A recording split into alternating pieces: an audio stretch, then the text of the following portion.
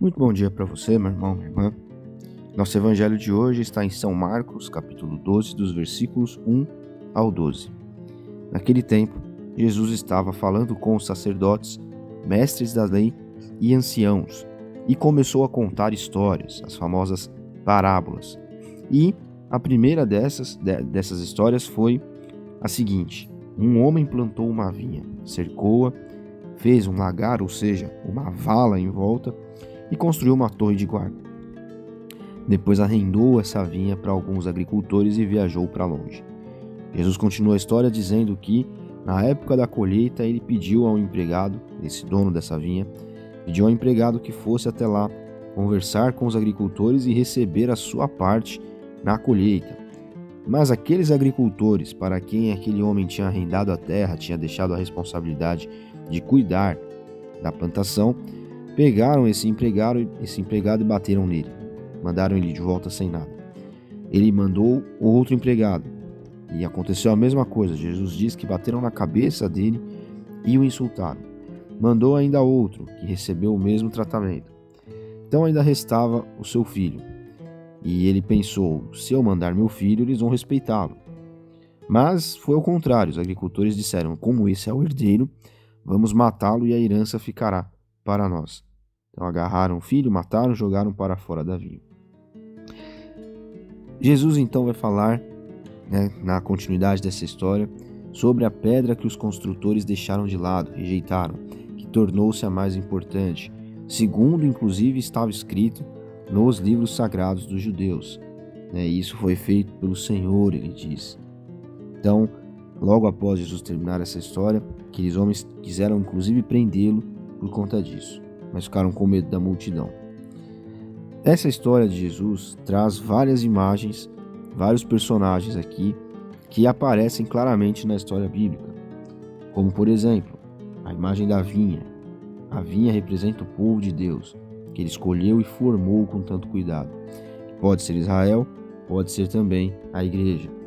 Os servos mandados são os profetas que Deus enviou na história e foram rejeitados.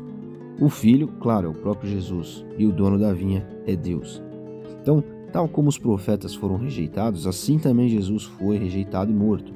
Com essa parábola muito dura, então, Jesus coloca os seus interlocutores ali, os sumos sacerdotes, mestres da lei, os anciãos, em face da sua responsabilidade, e faz isso com extrema clareza, porque aqueles homens tinham a responsabilidade de olhar para a história da religião em Israel, para a história da comunicação, da interlocução entre Deus e o povo, e entender que Cristo era aquele homem esperado, aguardado, era a manifestação de Deus aqui, era o Messias.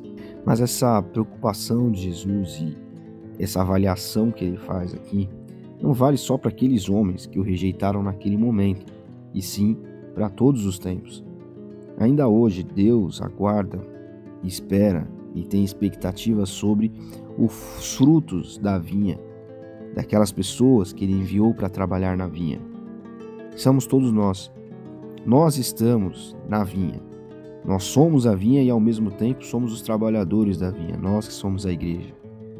Então, em cada época, aquelas pessoas que exercem algum tipo de autoridade dentro da igreja, no meio do povo de Deus, eles são tentados a defenderem e lutarem pelos seus próprios interesses e não pelos interesses da igreja.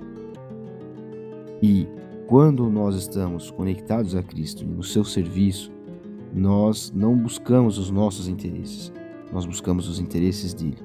A autoridade na igreja não é uma autoridade hierárquica de cima para baixo, mas é a autoridade de Cristo e da sua palavra. E a palavra de Cristo nem sempre é só a Bíblia. A palavra de Cristo é aquilo que nós olhamos para ele e interpretamos o texto. Então, que a partir desse evangelho, nós estejamos atentos para que, como trabalhadores da vinha e como a vinha, nós possamos agir com Cristo para cuidar dela. Que nós não rejeitemos a Cristo, dando atenção a outras coisas que chamam a nossa atenção no nosso dia a dia.